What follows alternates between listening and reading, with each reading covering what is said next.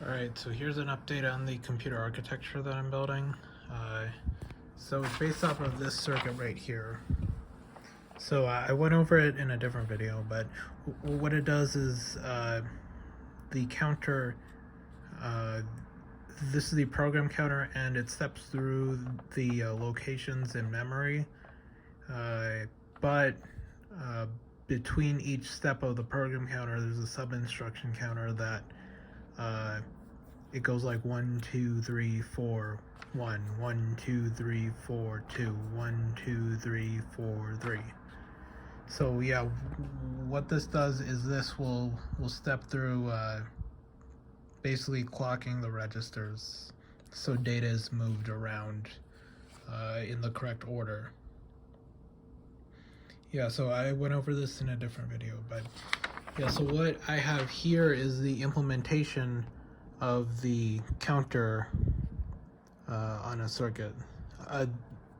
This stuff right here with the Arduino here is just for a power supply, and these are the LEDs.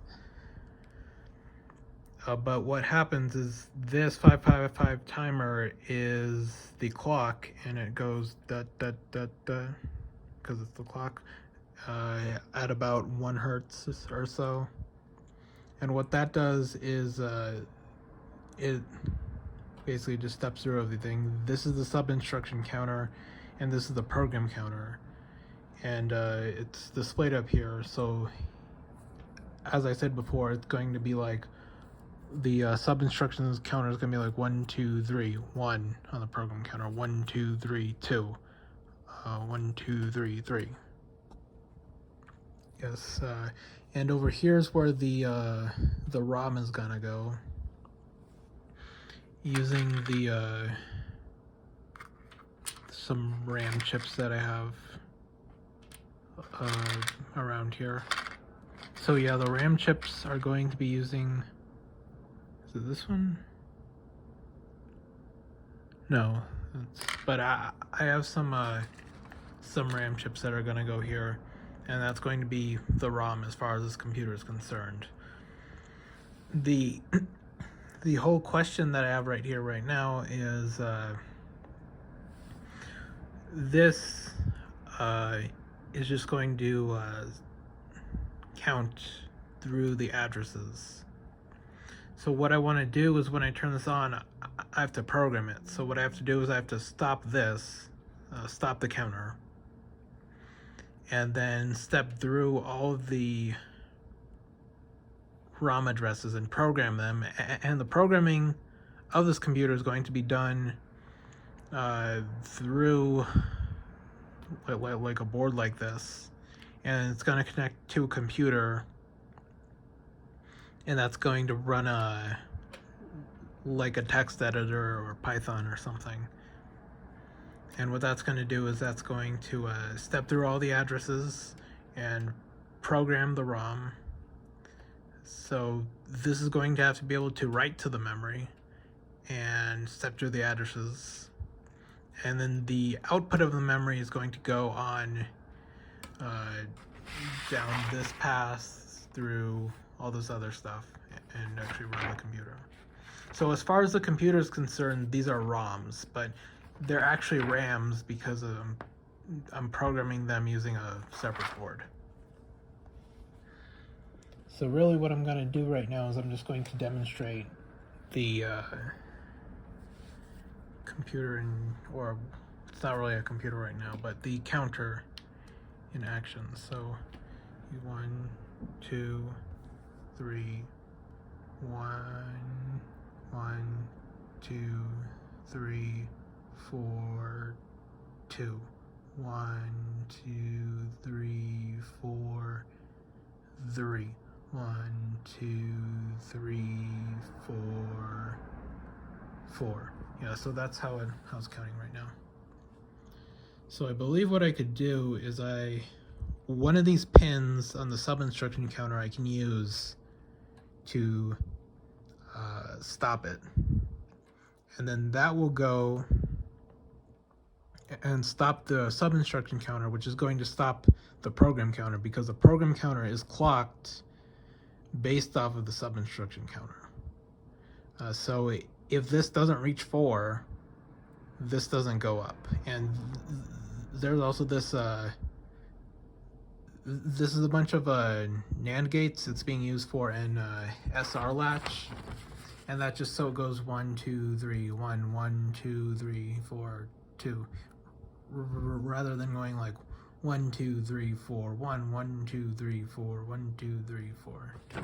So it cuts it off to say. So yeah, so let me find the correct data sheet.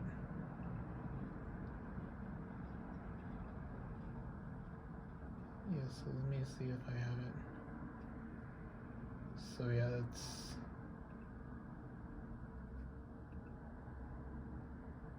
I can't find it.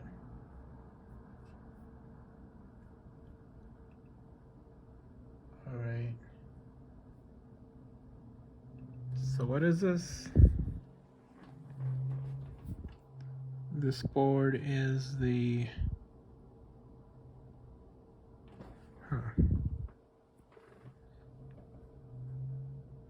74LS161N. So 74LS161N.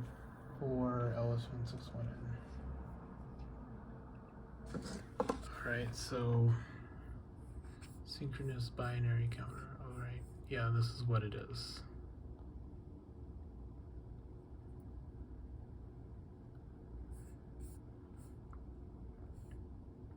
All right, yeah, so here's the schematic. Is that it has data inputs, and these data inputs are very useful for this being a program counter, because it helps with the conditional jump. So or just if you want your computer to be able to do loops, it has to have these inputs so you could do loops. And then there's a clock, there's a clear, and these are the outputs that we're actually seeing on the counter.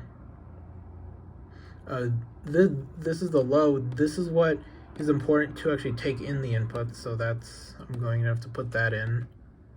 And we have this enable right here. So if we turn this off, we should be able to stop it from counting.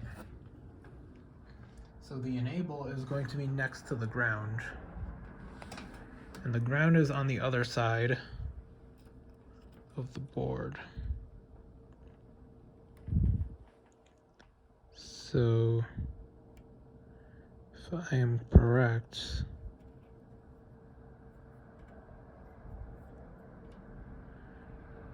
should be able to just pull this down.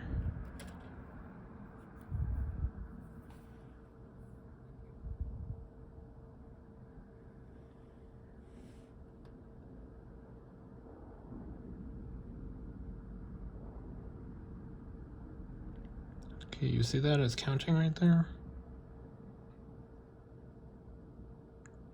If I pull that down, it stops.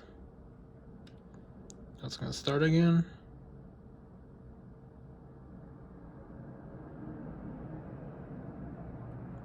Now it's going to stop again.